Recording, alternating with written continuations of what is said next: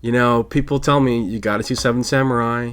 You have to see Seven Samurai. It's one of those movies that's always on like a top 10 list, top 25 list of all time films, most influential. After seeing it, everything that people told me was correct. It's the story of a 16th century village who hires samurai to protect them from invading bandits. This 3-hour ride from Akira Kurosawa seamlessly weaves in philosophy and entertainment, delicate human emotion, and relentless action into a rich, evocative, an unforgettable tale of courage and hope. From the Criterion Collection, this came out in 2010, but the movie came out in 1954. 207 minutes, black and white. Initially, my feelings were kind of mixed, and I gravitated towards that crowd of, oh, it's too long. But then I sat on it for a day, and I was like, it's really an amazing film. When you think about it, the production was, in the 50s.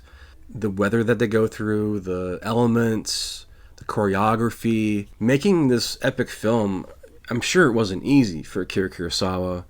And I jumped into special features and started watching those and had more of appreciation for the creative process. I mean, this was like the third iteration of a script that, they worked on for like 45 days in a room together.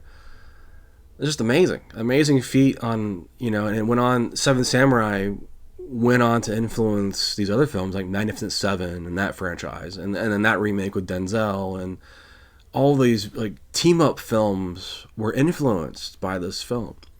So on that level, I have a profound, admiration for Seven Samurai. I will say that at times it is a little slow, but also what surprised me was the dialogue.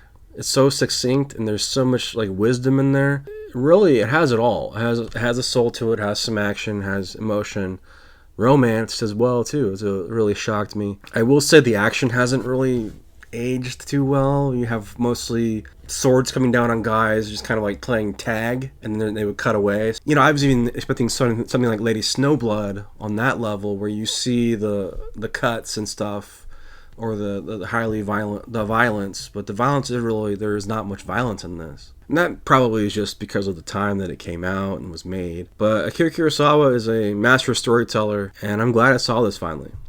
This Criterion comes with like several documentaries. My Life in Cinema, a 2-hour video conversation from 1993 between directors Akira Kurosawa and Oshima. Seven Samurai, Origins and Influence, documentary looking back at the samurai traditions and films that helped shape Kurosawa's masterpiece.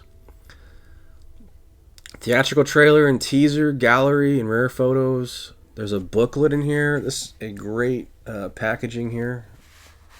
And I do suspect that Criterion will probably put out a 4K at some point, or some kind of like ultra edition of Akira Kurosawa's work. This is the booklet here, and it's legit.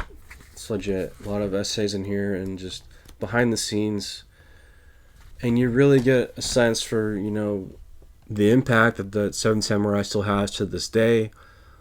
And Akira Kurosawa, as a filmmaker, he made 30 films over almost 60 years of filmmaking. It's an incredible feat. So, have you guys seen Seven Samurai out there? Let me know your thoughts below in the comments. And if you haven't seen it, what are you waiting for? Don't be like me. And as always, this has been Return of the Disc. I'm Dan. For more Return of the Disc, visit returnofthedisc.com. Check out the audio version of today's show, available on all major podcast platforms. And be sure to subscribe to the YouTube channel.